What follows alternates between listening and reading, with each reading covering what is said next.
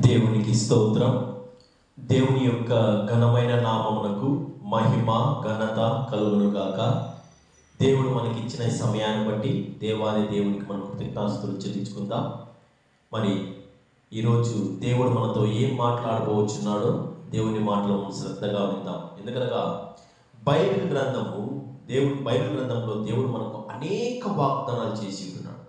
ముఖ్యంగా తన ఎడల భయభక్తులు గల వారికి, తనను నిజముగా ప్రేమించు వారికి దేవుడు అనేక మేలులు చేస్తాడని, ఆయన ప్రతి సమయంలో ఆయన మనకు అండగా ఉంటాడని, భద్రత కల్పిస్తాడని, కాపుదల కల్పిస్తాడని, మన గృహము చుట్టూ మన చుట్టూ కంచె వేస్తాడనేసి ప్రభువు మనకు అనేక వాగ్దానాలు చేసి ఉంటున్నాడు. మరి అందులో భాగంగా కీర్తనల గ్రంథము 34వ అధ్యాయం 7వ వచనాన్ని ఈరోజు మనం ధ్యానాంశంగా తీసుకుందాం. ముఖ్యంగా మన యొక్క వాక్యాంశం ఈరోజు దేవుడు తన యందు భయభక్తులు గల వారిని ఎలాగ కాపాడుకుంటాడు, ఎలాగ సంరక్షించుకుంటాడు, ఎటువంటి పరిస్థితుల్లోనైనా, ఎటువంటి క్లిష్టమైన పరిస్థితుల్లోనైనా ఎలా మనల్ని ఆయన ఆదుకుంటాడు, భద్రత కల్పిస్తాడు అనేది మనం ఈరోజు ధ్యానాంశంగా ధ్యానించుకుందాం. కీర్తనల గ్రంథము 34వ అధ్యాయము 7వ వచనం. యెహోవా యందు భయభక్తులు గల వారి చుట్టూ ఆయన దూత కావలి ఉండి వారిని రక్షించును. చిన్న ప్రార్థన చేసుకుని మనం వాక్యాంశం ప్రారంభించుకుందాం. మా ప్రియ పరలోకపు తండ్రి, సర్వశక్తి గల దేవుడా, కరుణామయుడ, కృపామయుడ, జ్యోతిర్మయుడ, మీ బంగారు పాదములకు వేలాది స్తుతులు స్తోత్రాలు చెల్లించుకునిచున్నాము నా తండ్రి. స్తుతుల మధ్య నివాసం చేయించుచున్న మహా గొప్ప దేవుడా, నిన్న నేను నిరంతరం మారణించిన ఏక దేవుడా, మీకు వందనాలు తండ్రి. ఇదిగో నా ప్రభా, ఈ యొక్క ఉదయకాల సమయంలో నైనా తండ్రి మీరు మాకు ఇచ్చిన సమయాన్ని బట్టి తండ్రి మీ యొక్క దివ్యమైన మాటలను, ఆశీర్వాదకరమైన మాటలను మేము పంచుకోవడానికి మీరు మాకు ఇచ్చిన సమయాన్ని బట్టి మీకు వందనాలు చెల్లిస్తున్నాను నా తండ్రి. నన్ను నీ నోటి పూరగా వాడుకొని నా ప్రభా తండ్రి, మా ప్రియులందరితో నా ప్రభా తండ్రి మీరు మాట్లాడి వారికున్న యొక్క కష్టమైన క్లిష్టమైన సమస్యల నుంచి వారందరినీ విడిపించి ప్రతి ఒక్కరికి శాంతి సమాధానాలు దయచేయమని వేడుకొచ్చున్నాను నా తండ్రి. మరి ముఖ్యంగా ఇదిగో నా ప్రభా, అంత్యకాలంలో ఉంటున్నాం నా ప్రభా, మీ యొక్క రాకడ అతి సమీపంగా ఉంటున్నది నా ప్రభా తండ్రి. మీ యొక్క రాకడ దినాల్లో మేమందరము ఎత్తబడే గుంపులో ఉండటం మాకు సహాయం దయచేయమని మా ప్రభువును రక్షకుడు అయిన యేసుక్రీస్తు పుణ్య దివ్య నామమును బట్టి పాపునే ప్రతిమాలు వేడుకొచ్చిన పరమ తండ్రి, ఆమేన్. బైబిల్ గ్రంథంలో మనం చక్కగా ధ్యానించినట్టయితే, శ్రద్ధగా మనం చదివినట్టయితే దేవుడు మనకు అనేక వాగ్దానాలు చేసి ఉంటున్నాడు.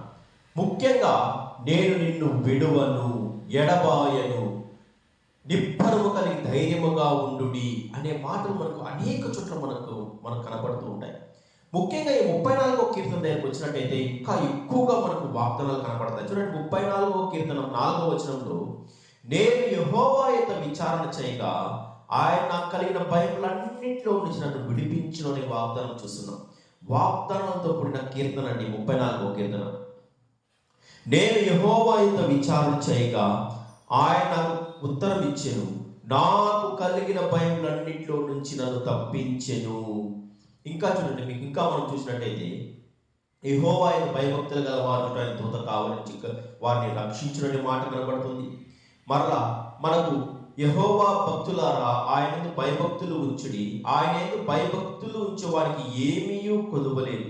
సింహము పిల్లలు లేమి గలవై ఆకలి కొనును, యెహోవాను ఆశ్రయించు వారికి ఏ మేలు కొదువై ఉండదు. ఎన్ని చూడండి, మనకి ఇంకా మనం చూసినట్టయితే మన 15వ వచనంలో, యెహోవా దృష్టి నీతిమంతుల మీదను ఆయన చెవులు వారి మొరల వైపును ఉన్నది. ఇంకా మన నీతిమంతులు మొరపెట్టగా యెహోవా ఆలకించును, వారి శ్రమలన్నిటిలో నుండి వారిని విడిపించును. ఇలా అనేక వాగ్దానాలు మనం చూస్తున్నాము మనకు 34వ కీర్తనలో. ముఖ్యంగా ఇంకా మనం 91వ కీర్తన చూసినట్టయితే ఇంకా వాగ్దానాల పుట్ట, వాగ్దానాల పరంపర ఉంటుంది మీకు ఆ యొక్క కీర్తనలో.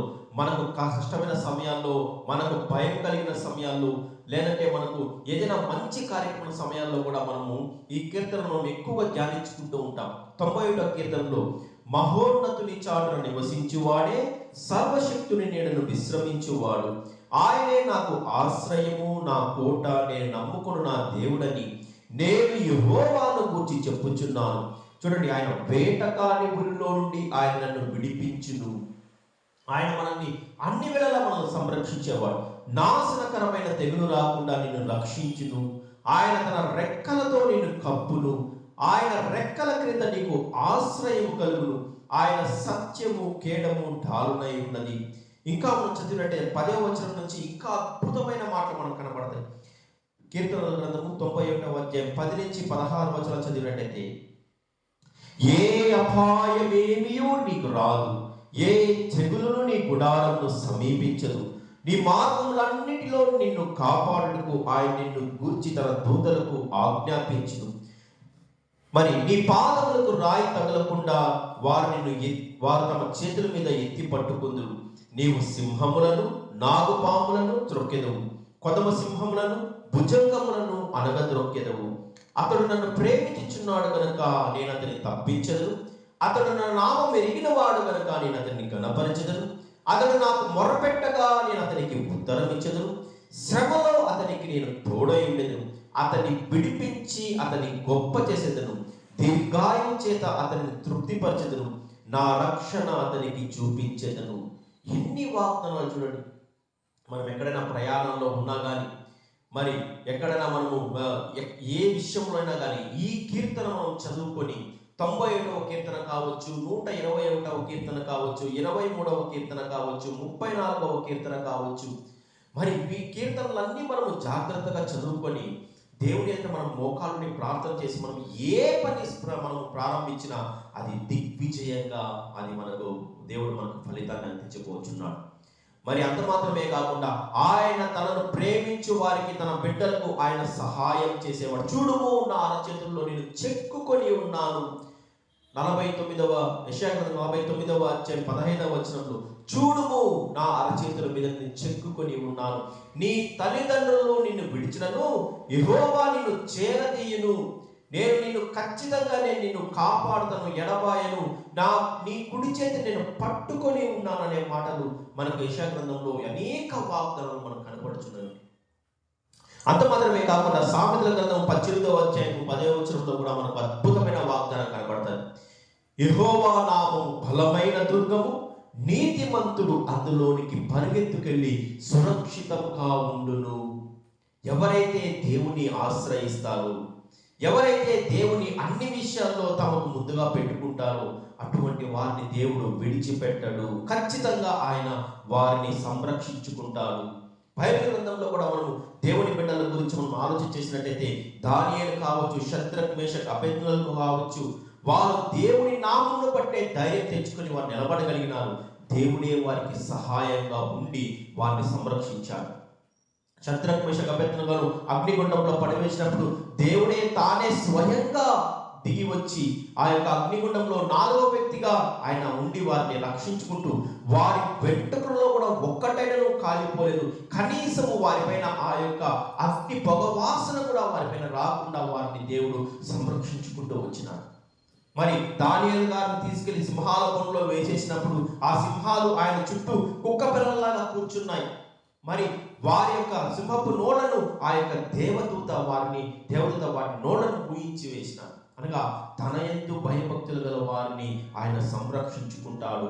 ఆ రోజు షద్రక్ మేషక్ అబేద్నెగోలను కాపాడిన దేవుడు, దానియేలును కాపాడిన దేవుడు, దావీదును కాపాడిన దేవుడు, యోసేపును కాపాడిన దేవుడు, అబ్రహామును ఆశీర్వదించిన దేవుడు, మరి పేతురు, యాకోబు, యోహానును వారిని సువార్త పరిచర్యలో వాడుకున్న అదే జీవము గల దేవుడు నేటికి కూడా ఆయన సజీవముగా ఉంటున్నాడు.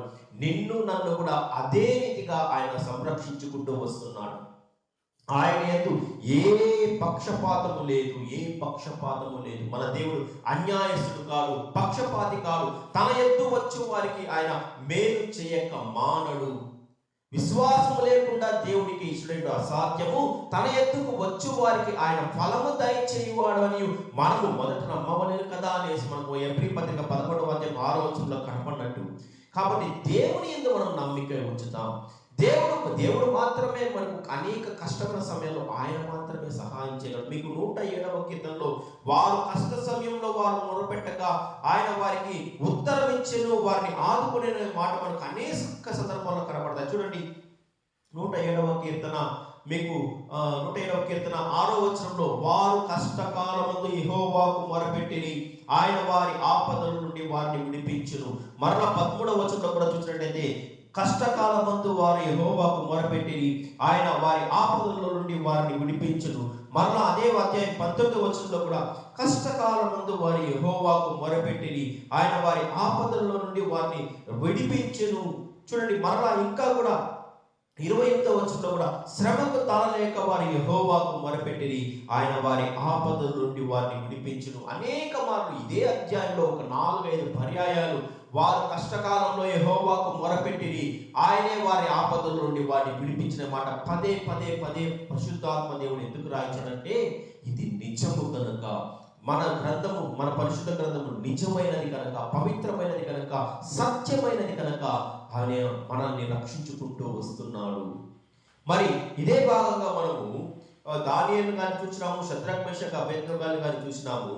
మరి అంత మాత్రమే కాకుండా మనకు ఆ ఎలీషా ప్రవక్తను ప్రభు ఎలా సంరక్షించుకున్నాడు, ఆయన చుట్టూ ఆయన తన దేవదూతల్ని ఎలా ఆయన కావలి ఉంచినాడు అనే భాగాన్ని మనం కాసేపు మనం ధ్యానించుకొని మన యొక్క వాక్య సందేశాన్ని మనం ముగించుకుందాం. చూడండి, 2 రాజుల గ్రంథము 6వ అధ్యాయము 16-17 వచనాలను చదివినట్టయితే జాగ్రత్తగా, 2 రాజుల గ్రంథము 6వ అధ్యాయము 16-17 వచనాలు. అతడు భయపడవద్దు, మన పక్షమున ఉన్నవారు వారి కంటే అధికలై ఉన్నారని చెప్పి, యెహోవా వీడు చూచున్నట్లు దయచేసి వీని కళ్ళు తెరవమని ఎలీషా ప్రార్థన చేయగా, యెహోవా ఆ పని వారి కళ్ళను తెరవచేసిన గనుక వారు ఎలీషా చుట్టూను పర్వతము అగ్ని గుర్రముల చేతును నిండి ఉండుట చూచెను. ఇక్కడ మనం జాగ్రత్తగా చదివినట్టయితే, ఎలీషా తన ఆయన దోతాను అనే ఒక గ్రామంలో ఉంటున్నాడు. మరి ఆయన తన గృహంలో ఉన్నప్పుడు ఆ గృహంలో నుండి తన పనివారు ఉదయం ఆయన లేచి వచ్చి చూసినప్పుడు ఆ యొక్క ఇంటి గృహం చుట్టూ సిరియా సైనికులు ఎలీషాను బంధించాలనేసి సిరియా సైన్య సమూహం అంతా ఇక్కడికి వచ్చి ఉంటున్నది. ఆ యొక్క ఎలీషా యొక్క శిష్యుడు ఆయన భయపడి తన యొక్క ప్రవక్త అయిన ఎలీషా దగ్గరకు వచ్చి, గురువు దగ్గరకు వచ్చి, నాయన మన చుట్టూ సైన్య సమూహము చుట్టుకుని ఉంటున్నది, మనల్ని బంధించడానికి, మనల్ని చంపడానికి, మనల్ని ఇబ్బంది పెట్టడానికి వారు వచ్చిన్నారు అన్నప్పుడు, నీవు వారిని చూస్తున్నావు, మన చుట్టూ ఉన్న సైన్యాన్ని చూచుట నీకు కనబడట్లేదు కానీ అనేసి ఆయన ఎలీషా తన శిష్యుని కన్నులు తెరవనట్లుగా దేవునికి ప్రార్థన చేసినప్పుడు ఆ శిష్యుడి యొక్క కళ్ళు తెరవబడెను. అతని చుట్టూ విపరీతమైన ఆ అగ్ని గుర్రాలు, అగ్ని రథాలు, దేవుని యొక్క దేవదూతల సైన్య సమూహము ఎలీషా చుట్టూ వారు చుట్టుకొని ఉంటున్నారు రక్షించడానికి. మరి ఎలీషా శిష్యుడికి ఎందుకు కనపడలేదు, ఎలీషా గారికి ఎందుకు కనపడిందని మనం జాగ్రత్తగా ఆలోచించేసినట్టయితే, ఎలీషా ప్రవక్త ఆయన యొక్క మనోనేత్రాలు తెరవబడి ఉంటున్నది. శిష్యుడికి ఉన్న అవిశ్వాసము, అపనమ్మకం వలన అతని యొక్క మనోనేత్రాలు మూయబడి ఉంటున్నవి. ఈరోజు మన మనోనేత్రాలు కూడా మూయబడి ఉంటున్నవి. ఎంతమంది మనోనేత్రాలు తెరవబడి ఉంటున్నవి? ఎంతమంది దేవుని యొక్క కార్యాలు చూడలేకపోతున్నారు? ఎంతమంది దేవుని యొక్క విశ్వాసం ఉంచలేకపోతున్నారు? మన యొక్క మనోనేత్రాలకు ఎవరు ఆ గుడ్డితనాన్ని కలుగజేసింది? మనకందరికీ బాహ్యనేత్రములు చక్కగా కనపడుచున్నవి కదా, ఎందుకు మన మనోనేత్రాలు మనోనేత్రాలు మోయబడి ఉన్నాయంటే, మనకు ఎఫెసీ పత్రిక 1వ అధ్యాయం 17-19 వచనాలు చూసినట్టే ఈ యొక్క మనోనేత్రాల గురించి చాలా చక్కని వివరణ పౌలు గారు అందించి ఉంటున్నారు. ఎఫెసీ సంఘానికి రాస్తూ ఆయన 1వ అధ్యాయం 17-19 వచనాలు, మరియు మీ మనోనేత్రములు వెలిగింపబడినందున ఆయన మిమ్మల్ని పిలిచిన పిలుపు వలనైన నిరీక్షణ ఎట్టిదో, పరిశుద్ధులలో ఆయన స్వాస్థ్యం యొక్క మహిమైశ్వర్యం ఎట్టిదో, ఆయన క్రీస్తునందు వినియోగపరిచిన బలాతిశయమును బట్టి విశ్వసించి మన యందు ఆయన చూపుచున్న తన శక్తి యొక్క అపరిమితమైన మహత్యం ఎట్టిదో మీరు తెలుసుకోనవలనని మన ప్రభువైన యేసు క్రీస్తు యొక్క దేవుడైన మహిమా స్వరూపియగు తండ్రి తన్ను తెలుసుకున్న యందు మీరు జ్ఞానము ప్రత్యక్షతను గల మనస్సు అనుగ్రహించినట్లు నేను నా ప్రార్థనల యందు మిమ్మల్ని గురించి విజ్ఞాపన చేయించున్నానని ఎఫెసీ సంఘానికి రాస్తూ, మీ యొక్క మనోనేత్రాలు తెరవబడాలనేసి దేవుని యొక్క మహాత్మ్యమును మీరు తెలుసుకోవాలని, ఆయన బలాతిశయమును మీరు తెలుసుకోవాలని, ఆయన మహిమైశ్వర్యమును గురించి మీరు తెలుసుకోవాలని, దేవునికి మీకు జ్ఞానము కలగాలని, మీ యొక్క మనోనేత్రాలు వెలిగింపబడాలని, తెరవబడాలనేసి నేను తండ్రి అయిన దేవునికి పరిశుద్ధ ప్రభు అయిన యేసుక్రీస్తు నామమును బట్టి నేను విజ్ఞాపన ప్రార్థన చేయించున్నాను. ఎందుకనగా ఎఫెసీ సంఘం వారు పరిశుద్ధాత్మ ఉన్నాడనే సంగతే వారికి తెలియదు. మీరు అపోస్తుల కార్యం 19వ అధ్యాయం చూసినట్టయితే ఎఫెసీ సంఘం వారికి పరిశుద్ధాత్మ దేవుడు ఉన్నాడన్న సంగతే వారికి తెలియదు. కానీ ఎప్పుడైతే పౌలు గారి యొక్క పరిచర్యలో ఆయన అయితే వారి యొక్క ఆ సంఘానికి ఉత్తరాలు వ్రాస్తూ ఆ యొక్క ఎఫెసీ ప్రాంతాన్ని ఆయన సందర్శిస్తూ వారి వరకు ప్రార్థన చేసి వారికి వాక్యమును బోధిస్తూ పరిశుద్ధాత్మ దేవుని వారి పైన కృమ్మరించినట్టుగా మనం వాక్యంలో చూస్తున్నామండి.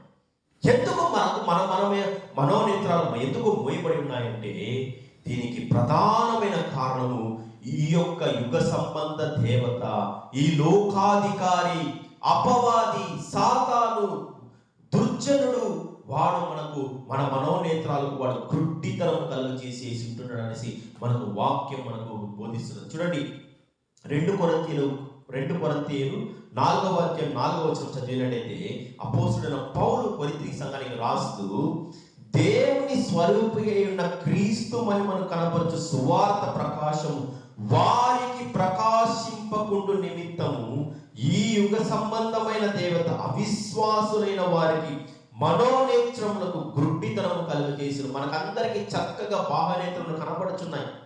మరి మన యొక్క అంతరంలో ఉన్న యొక్క మనోనేత్ర స్వభావమును వాడు ఈ యొక్క యుగ సంబంధమైన దేవత వాడు అపవాది వాడు గుడ్డితనం కలుగజేసి ఉంటున్నాడు. దేవుడు తన బిడ్డలకు వారికి అవిశ్వాసం కలిగినట్లుగా, వారి విశ్వాసం కోల్పోనట్లుగా, నమ్మికను కోల్పోనట్లుగా, దేవుని యొక్క మహిమను వారు చూడలేకుండా, దేవుని యొక్క మహిమైశ్వర్యమును వారు చూడలేకుండా, దేవుని యొక్క మహాత్యమును, ఆయన యొక్క బలాతిశయములను, ఆయన యొక్క ప్రేమను మనము చూడలేకుండా, తెలుసుకోకుండా వాడు మన యొక్క మనోనేత్రాలకు గుడ్డితనం కలుగు చేసి ఉంటున్నాడు. దేవుడు వాడు మనోనేత్రాలకు గుడ్డితనం కలుగు చేసినాడు. మన మనోనేత్రాలు వెలిగింపబడాలంటే ప్రభువైన యేసుక్రీస్తు నామమున మనం ప్రార్థన చేయాలి. నాయనా, నా కళ్ళను వెలిగించు, నాకు నా మనోనేత్రాలు తెరువు, నీ యొక్క అద్భుతమును చూసే శక్తిని నాకు ఇవ్వు, నేను వాటిని తెలుసుకుని కోరుచున్నాను. మనం ప్రభు పాల్సినది ఎప్పుడైతే ప్రార్థన చేస్తామో దేవుడు అపవాదిని జయించి మనకు దేవుడు విజయాన్ని అందించేవాడుగా మనకుంటున్నాడు. ఇక్కడ మనం జాగ్రత్తగా చూసినట్టయితే ఈ 2 రాజుల గ్రంథంలో ఆ యొక్క ఎలీషా చుట్టూ ఆ యొక్క అగ్నిరథాలు, ఆ యొక్క సైన్యములు ఆయనను చుట్టుకొని ఆయన కాపుదలు కల్పిస్తున్నారు. మరి జరిగిన విషయం గురించి మనం ఆలోచన చేసినట్టయితే సిరియా రాజైన బెన్హదెదు ఇశ్రాయేలు దేశంపైకి యుద్ధం చేయడానికి తన సైన్యాన్ని పంపిస్తూ వచ్చినప్పుడల్లా అక్కడ ఉన్నటువంటి ఈ యొక్క ప్రవక్త దైవజనుడైన ఎలీషా గారు ఆయన ముందుగానే ఆ విషయాన్ని ఆయన తెలుసుకొని పసిగట్టి వారికి ఇశ్రాయేలు రాజు అయిన యెహోరాము కాలం, అది యెహోరాము రాజుగా ఉంటున్నాడు ఆ యొక్క ఇశ్రాయేలు రాజ్యానికి, ఆయన సైన్యానికి ఈ విషయాన్ని తెలియజేస్తూ మీరు ఆ ప్రాంతాలకు వెళ్ళకండి, అక్కడ శత్రువులు ఉంటున్నారని వారికి ఆయన ముందుగా సమాచారం అందించి వారు వీరిపైన జయమందించకుండా దేవుని బిడ్డలను వారు కాపాడుకుంటూ వస్తున్నారు. ఇలా అనేక మార్లు జరిగేసరికి ఈ సిరియా రాజు అయిన బెన్హదెదు ఆయనకు అనుమానం వచ్చి మన రాజ్యంలోనే ఎవడో వేగుల వాడు అతనికి సమాచారం అందిస్తున్నాడు, అందుకనే వారు ఆ యొక్క విషయాన్ని ముందుగానే తెలుసుకొని వారిని వారు కాపాడుకుంటున్నారనే విషయాన్ని ఆయన అలా అర్థం చేసుకొని తన యొక్క సైన్యంతో మాట్లాడినప్పుడు తన సైన్యంలోని ఆ యొక్క ప్రజలు ఏమంటున్నారంటే, మన సైన్యంలో ఉండేవారు కాదు, మన రాజ్యంలో ఉండేవారు కాదు వారికి సమాచారం అందిస్తున్నది, అక్కడ ఎలీషా అనే దైవజనుడు ఉంటున్నాడు, అతడు పరిశుద్ధాత్మ శక్తితో ఈ విషయాన్ని తెలుసుకొని వారికి రాజుగారికి ఆ సమాచారం అందించి వారు అక్కడ వారిని సంరక్షించుకుంటున్నాడనే విషయం ఎప్పుడైతే బెన్హదదు గారికి తెలిసిందో సిరియా రాజు వెంటనే అతను ఎక్కడున్నాడు, వెంటనే అతన్ని మొదట బంధించుకొని తీసుకురండి అనేసి తన సైన్యాన్ని అంతటిని పంపించినాడు. ఆ కాలంలో ఎలీషా దోతాన్ అనే ప్రాంతంలో ఉంటున్నాడు. దోతాను ప్రాంతంలో ఉన్నటువంటి ఎలీషా గృహము చుట్టూ, ఆ యొక్క ఊరి చుట్టూ సిరియా సైన్యం అంతా వచ్చి ఎలాగైనా ఎలీషాను బంధించాలనేసి వారు ప్రయత్నం చేసినప్పుడు ఆ యొక్క విషయాన్ని చూచిన ఆ యొక్క ఎలీషా శిష్యుడు తన విషయాన్ని ఎలాగ శిష్యుడు ప్రవక్త ఎలీషా చెప్పాడో, ఎలీషా వారి యొక్క శిష్యుని యొక్క కన్నులు తెరవనట్లుగా ప్రార్థన చేసినప్పుడు ఎలీషా చుట్టూను, ఆ ప్రాంతం చుట్టూను ఆ యొక్క అగ్ని రథాలు, ఆ యొక్క అగ్ని గుర్రాలు, రథాలు, దేవుని యొక్క సైన్య సమూహం అంతా ఆ యొక్క శిష్యుడు కనబడినట్టుగా మనం వాక్యంలో చూస్తున్నాం. మరి ఎలీషా మరలా ప్రార్థన చేస్తున్నటువంటి 2 రాజుల గ్రంథము 6వ అధ్యాయం 19వ వచనం 18వ వచనం చూచినప్పుడు ఆ దండువారు అతన్ని సమీపించినప్పుడు ఎలీషా ఈ జనులను అంధత్వంతో ముత్తమని యెహోవాను వేడుకొనగా ఆయన ఎలీషా చేసిన ప్రార్థన చొప్పున వారిని అంధత్వంతో ముత్తెను. ఎలీషా ఎప్పుడైతే ప్రార్థన చేసినాడో ఆ యొక్క సిరియా సైన్యం అంతటికి అంధత్వంతో మొత్తమని ప్రభువు దేవునికి ప్రార్థన చేసినప్పుడు యెహోవా దేవుడు వారిని అంధత్వంతో వారికి గుడ్డితనం కలుగజేసినాడు. గుడ్డితనం కలుగజేసిన వెంటనే ఎలీషా, మీరు ఎవరిని వెతుకుచున్నారో అతడు ఎక్కడున్నా నాకు తెలుసునేసి ఆ యొక్క సర్వ సమూహ సైన్యం అంతటిని వారిని షోమ్రోను పట్టణం మధ్యలోనికి తీసుకుని వచ్చింటున్నాడు ఎలీషా. చూడండి, ఆ మాటలు మనకు కనబడతాయి. అప్పుడు ఎలీషా, ఇది మార్గము కాదు, ఇది పట్టణము కాదు, మీరు నా వెంట వచ్చినలా మీరు వెదకువాని యొద్దకు మిమ్మల్ని తీసుకుని పోవద్దని వారితో చెప్పి షోమ్రోను పట్టణంలోకి వారిని నడిపించను. వారు షోమ్రోనునికి వచ్చినప్పుడు అతడు యెహోవా వీరు చూచినట్లుగా కళ్ళు తెరవమని మరలా ప్రార్థన చేసినప్పుడు యెహోవా వారి కళ్ళను తెరవజేసిన గనుక వారు తాము షోమ్రోను మధ్య ఉన్నామని తెలుసుకొనిరి. చూడండి ఎలా చక్కగా ఇరుక్కున్నారో ఆ సిరియా సైన్యం అంతా.